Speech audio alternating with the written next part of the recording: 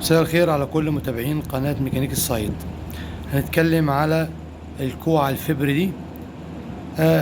زي ما انت تسميها سميها، هتسميها كوعة، هتسميها ماسورة مية، هتسميها شجرة مية. دي احنا بنسميها شجرة المية اللي هي بتوزع المية في العربية. دي بتركب على كذا عربية، مش عربية واحدة، وكلهم نفس الشكل. يمكن في اختلاف بسيط في فتحات المسمار، لكن التكويعة التكسيحة نفسها هي. انا هقول لك على انواع العربيات اللي هي بتركب عليها الشجرة دي. بس الاول خلينا ناخد فكرة عامة على الماسورة دي. الماسورة دي فبر، الماسورة دي فبر مضغوط، فبر مضغوط مقوى، بتستحمل درجة حرارة لغاية 110، لغاية 110. من بعد 110 الماسورة هتقطم، الماسورة هتفرجع. دي كانت العربية جاية تغلي منها، بعد ما غلت العربية بسبب التنقيط البسيط، لما كان فيها الليداتير بينقط، سخنت العربية وضغطت جامد، شرخت الماسورة من هنا.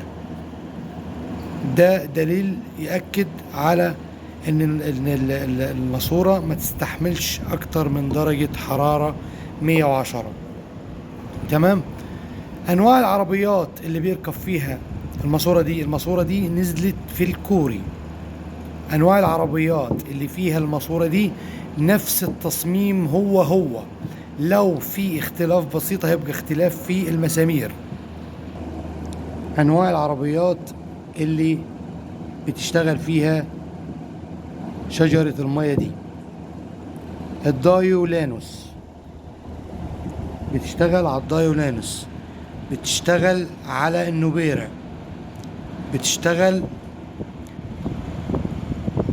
على الأوبترا، بتشتغل على النيو أوبترا، بتشتغل على الكروز، بتشتغل على الكروز، بتشتغل على الافيو.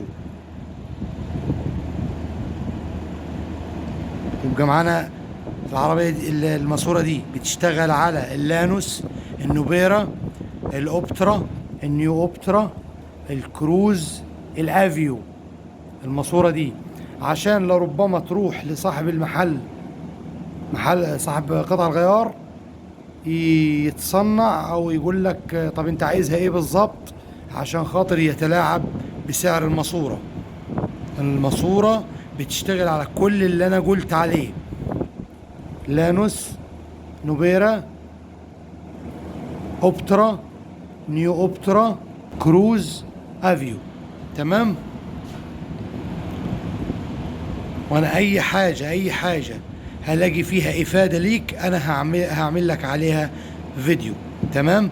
اللي بيخلي الماسورة دي تضرب السخونة العالية، يا اما تنقيط في دورة المية يخلي العربية تسخن ازيد من اللازم لانها خدت هواء وهتضغط، يا اما عندك غطا الجربة في 6 بلف بيفتح عند درجة حرارة معينة يصرف ضغط الهواء اللي جوه.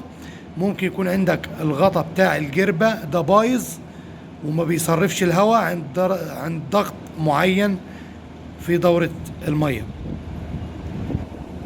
يا ريت لو انت جديد في القناة ما تنساش تشترك في القناة، تفعل زر الجرس عشان يوصلك كل جديد، واللايك بتاعك بيشجعني ان انا اعمل فيديوهات مفيدة ليك ولكل الناس. شكرا لكل المتابعين.